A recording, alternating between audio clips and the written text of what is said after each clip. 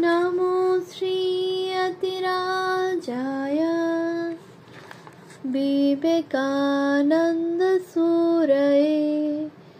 सच्चित्सुखस्वरूपाय स्वामिने तापहारिणे। উদ্বোধন ১২৫। স্মরণে মননে বিশ্লেষণে। পৃষ্ঠা সংখ্যা ৮৯। বিবেকানন্দের উদ্বোধন এক আশ্চর্য সেতু। স্বামী কৃষ্ণনাথানন্দ। সখার প্রতি। ১৮৯০-এর শেষের দিকের কথা। চারুচন্দ্র দাসের নেতৃত্বে কাশীধামে একদল যুবক বিবেকানন্দ চর্চায় মগ্ন। যামিনী রঞ্জন, চারুচন্দ্র, কেদারনাথ প্রমুখ যুবকেরা বিবেকানন্দ হোমাগ্নিতে আত্মাহুতি দেওয়ার জন্য প্রস্তুত। ১৮৯৯-এর জানুয়ারিতে উদ্বোধন প্রকাশিত হয়েছে। স্বামী শুদ্ধানন্দ চারুচন্দ্রকে কয়েকটি উদ্বোধন সংখ্যা নমুনা হিসাবে পাঠিয়ে অনুরোধ করেছিলেন গ্রাহক সংগ্রহ করে দেওয়ার জন্য। উদ্বোধন এদের মধ্যে আলোড়ন তুলল। সময় এগিয়েছে। ১৯০০ সালের ১২ই জুনের ঘটনা। কলকাতা থেকে ডাকযোগে উদ্বোধন পৌঁছেছে চারুচন্দ্রের কাছে। পত্রিকা খুলেই চারুচন্দ্রের চোখে পড়ল স্বামীজি রচিত কবিতা সখার প্রতি। বারবার কবিতার শেষ ৪টি লাইন তিনি পড়তে লাগলেন। ব্রহ্ম হতে কীট পরমাণু সর্বভূতে সেই প্রেমময়, জীবে প্রেম করে যেই জন সেই জন সেবিছে ঈশ্বর।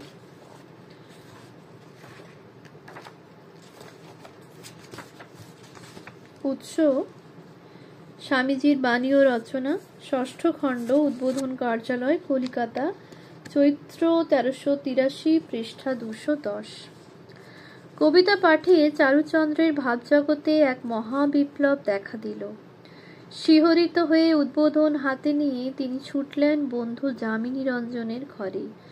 যামিনী রঞ্জন ছত্রের ভিক্ষায় জীবন ধারণ করতেন আর নিত্য গঙ্গা স্নান, বিশ্বনাথ অন্নপূর্ণা দর্শন এবং সাধন ভজন করে দিন কাটাতেন। সন্ধ্যাবেলায় তিনি তখন ভগবত চিন্তায় নিমগ্ন। চারুচন্দ্র ঘরে ঢুকে তাকে আসন থেকে তুললেন। উদ্বোধন এর সেই পৃষ্ঠাটি খুলে উদাত্তস্বরে সখার প্রতি পাঠ করতে শুরু করলেন। আনন্দে আবেগে বন্ধুর পিঠ চাপড়ে বললেন, আরে স্বামীজির কথা শোনো। কি তুমি ঘরের কোণে চোখ বুজে আছো?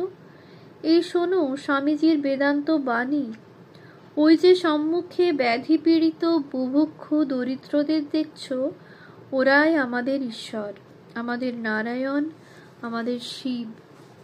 উৎস: অবজোজানন্দ স্বামী, স্বামীজির পদপ্রান্তে, উদ্বোধন কার্যালয়, কলিকাতা, ১৩৯০, পৃষ্ঠা ৩৫৩।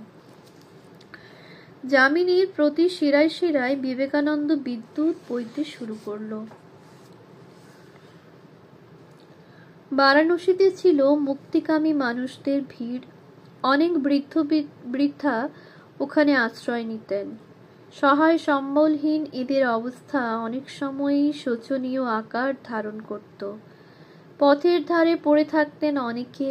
চারুচন্দ্রের বন্ধু যামিনী রঞ্জন ১৩ই জুন অর্থাৎ চারুচন্দ্রর মুখে সখার প্রতি আবৃত্তি শোনার ঠিক পরের দিন গঙ্গা স্নানান্তে ফিরিবার পথে এমনই এক বৃদ্ধাকে পথের ধারে মৃতপ্রায় দেখে স্বহস্তে তাঁর শুশ্রূষা করতে উদ্যত হলেন। তিনি নিজে সম্বলহীন হলেও পিছপা হবেন কেন? তাঁর ধমনীতে যে বিবেকানন্দ বিদ্যুৎ প্রবাহ বইছে। সর্বাঙ্গে মলমূত্রে ঢেকে থাকা মৃতপ্রায় বুড়ির দেহ যামিনী রঞ্জন বিনা দ্বিধায় নিজ হাতে পরিষ্কার করে একটি রোয়াকে শুইয়ে দিলেন। বেরোলেন খাবারের সন্ধানে।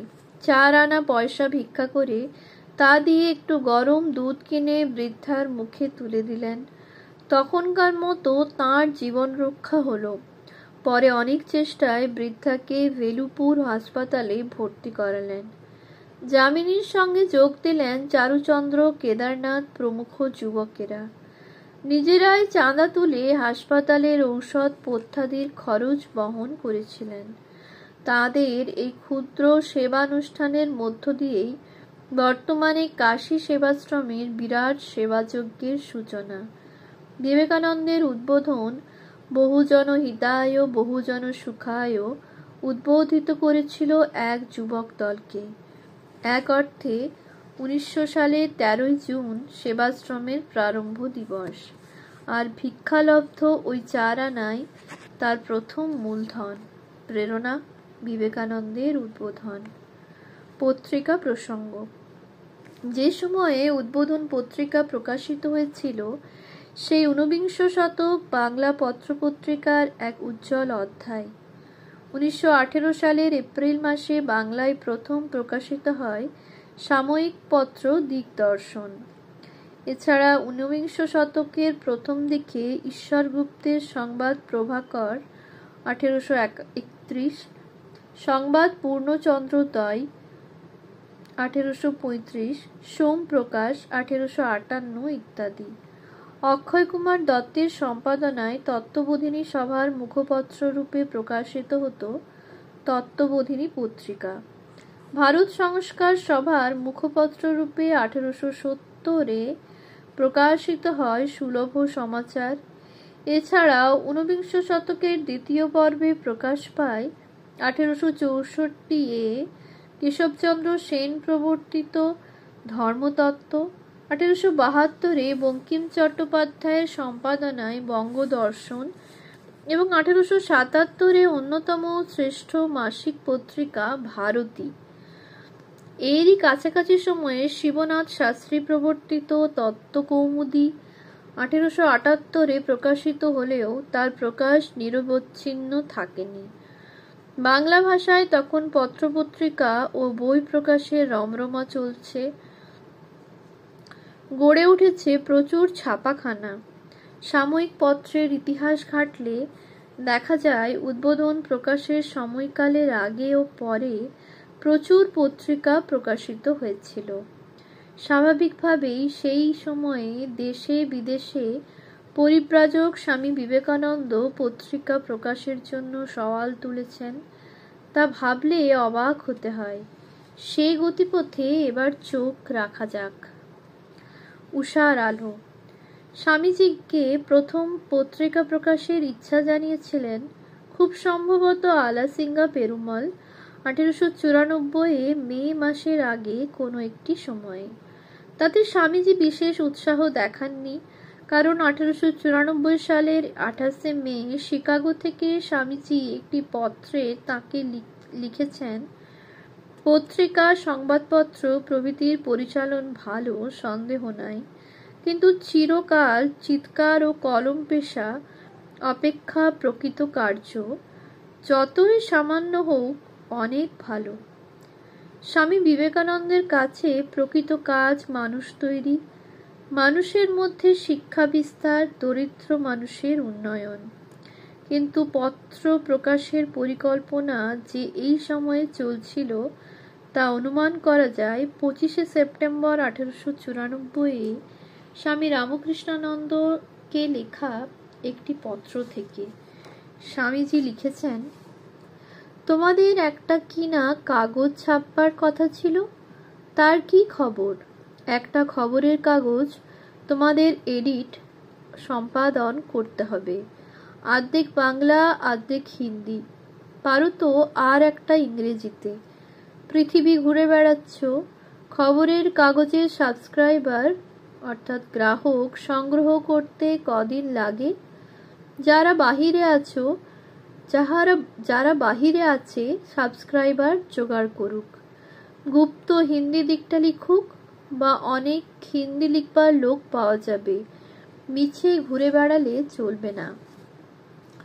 পত্র প্রকাশের ইচ্ছা যে ভালোই দানা বাঁধছিল তা আরও স্পষ্ট হয় 1895 সালের 6 মে আলাসিঙ্গাকে লেখা পত্র পড়লে। লিখেছেন, এখন কাগজখানা কোনরূপে বার করবার খুব ঝোঁক হয়েছে আমার। স্বামী বিবেকানন্দের ঝোঁক বাস্তবে রূপায়িত হতে বেশি দিন সময় লাগেনি। 14 সেপ্টেম্বর 1895 ব্রহ্মবাদিন পত্রিকা প্রকাশিত হল। ব্রহ্মবাদিন প্রকাশের এক বছরের মধ্যেই 1896 জুলাইয়ে স্বামীজির উৎসাহে মাদ্রাজ থেকে প্রকাশিত হয় প্রবুদ্ধ ভারত। মাঝে সামান্য কিছুদিন বন্ধ থাকার পর পুনরায় 1898 আগস্ট থেকে নিরবচ্ছিন্নভাবে মায়াবতী অদ্বৈত আশ্রম থেকে তা প্রকাশিত হয়ে চলেছে।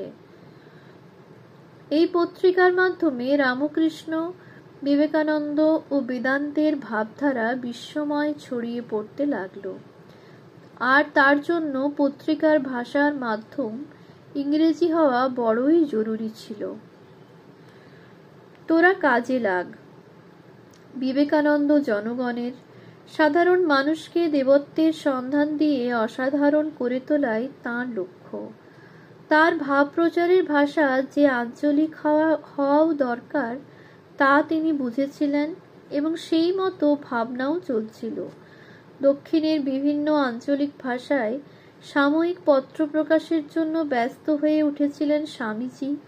26 আগস্ট 1896 ডাক্তার নাজুন্ড রাওকে একটি পত্রে লিখেছেন, যখন এই পত্রিকাটি প্রবুদ্ধ ভারত দাঁড় করিয়ে দিতে পারবেন তখন তামিল, তেলেগু, কানাড়া প্রভৃতি দেশীয় ভাষায় ঠিক ওই ভাবের কাগজ বের করুন। 20 নভেম্বর 1896 আলাসিঙ্গাকে লিখেছেন, এখন তো আমাদের ইংরেজি পত্রিকাখানি দাঁড়িয়ে গেছে, অতঃপর ভারতীয় বিভিন্ন ভাষায় কয়েকখানা আরম্ভ করতে পারি। জানা যায় স্বামীজির উৎসাহ ও প্রেরণায় রাজম আয়ারের পরিচালনায় প্রথম তামিল পত্রিকা প্রবোধ চন্দ্রিকা শেষ মুহূর্তে আয়ারের মৃত্যুর কারণে প্রকাশের আলো দেখেনি। স্বামী অখণ্ডানন্দকে হিন্দি কাগজের জন্য স্বামীজি 1895 সেপ্টেম্বর অক্টোবর মাসে চিঠিতে লিখেছেন, যজ্ঞেশ্বর বাবু মিরাটে একটা কি সভা করেছেন ও আমাদের সঙ্গে যোগ দিয়ে কাজ করতে চান। ভালো, তার একটা কি কাগজও আছে, কালীকে সেইখানে পাঠিয়ে দাও।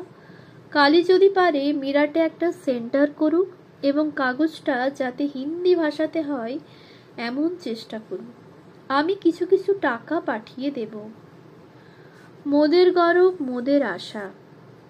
হিন্দি ভাষায় পত্রিকা প্রকাশের জন্য বিবেকানন্দের আগ্রহ থাকা যুক্তিসঙ্গত, কারণ হিন্দি সর্বভারতীয় ভাষা। দেখতে পাই বাংলা ভাষাতেও পত্রিকা প্রকাশের জন্য স্বামীজির সমান আগ্রহ। রামকৃষ্ণ সারদার মুখের ভাষা যে বাংলা। তাদের সান্নিধ্যে এসে যারা শিক্ষা গ্রহণ করেছেন, তাদের ভাব প্রচারে আত্মদান করেছেন, তারা সকলেই বাঙালি। বাংলা ভাষাতে পত্রিকা প্রকাশের আগ্রহ স্বামীজির মনে সদা জাগরুক ছিল। 1895 সালের কোনো এক সময়ে স্বামী ব্রহ্মানন্দকে লেখা চিঠিতে পাই, যে খবরের কাগজ বাহির হইবার কথা হইতেছিল তাহার কি হইল? খবরের কাগজ চালাইবার তোমার ভাবনা কি আমরা জানি না? এখন লোক যে অল্প, চিঠি লিখে ইত্যাদি করে সকলের ঘাড়ে গতিয়ে দাও, তারপর গড়গড় করে চলে যাবে। 11 এপ্রিল 1895 স্বামী রামকৃষ্ণানন্দকে লিখেছেন, মাস্টার মহাশয় প্রভৃতি ও তোমরা এককাট্টা হয়ে একটা কাগজ যাতে বার করতে পারো তার চেষ্টা দেখো দেখি। 1895 মঠের গুরু ভাইদের উদ্দেশ্যে লেখা একটি পত্রে স্বামী বিবেকানন্দ লিখছেন, হরমোহন নাকি একটা কাগজ বার করবার জোগাড় করছিল, তার কি হলো? কালী, শরৎ, হরি মাস্টার, জি.সি. ঘোষ অর্থাৎ গিরিশচন্দ্র ঘোষ জোগাড় করে একটা যদি প্রকাশ করতে পারো তো ভালোই বটে। প্রাদেশিক ভাষায় পত্রিকা প্রকাশের চেষ্টার পাশাপাশি বাংলাতে পত্রিকা প্রকাশের জন্য স্বামীজির প্রয়াসের অন্ত ছিল না। এতৎ সত্ত্বেও তা প্রকাশের মুখ দেখেনি। তার অন্যতম প্রধান কারণ বোধহয় অর্থ সমস্যা। 1896 14 এপ্রিল ডাক্তার নাজুন্ড রাওকে স্বামীজি লিখেছেন, কলকাতায় বাংলা ভাষায় একখানি পত্রিকা আরম্ভ করতে সাহায্য করব বলে কথা দিয়েছি, কিন্তু ব্যাপারেই প্রথম 2 বছরই মাত্র বক্তৃতার জন্য টাকা আদায় করেছি। গত 2 বছর আমার কাজের সঙ্গে দেনা পাওনার কোনো সম্পর্ক ছিল না। এর ফলে আপনাকে বা কলকাতার লোকদের পাঠাবার মতো টাকা আমার মোটেই নেই। বিদেশ বিভুঁইয়ে স্বামীজির অর্থকষ্ট কিছু কম ছিল না। নিজের আর্থিক সঙ্গতি কমে আসায় সঙ্গে সঙ্গে তাঁর পত্রিকা প্রকাশের সদিচ্ছা পূর্ণ হয়নি। ওম শান্তি শান্তি শান্তি। হরি ওম তৎসৎ। শ্রীরামকৃষ্ণার্পণমস্তু।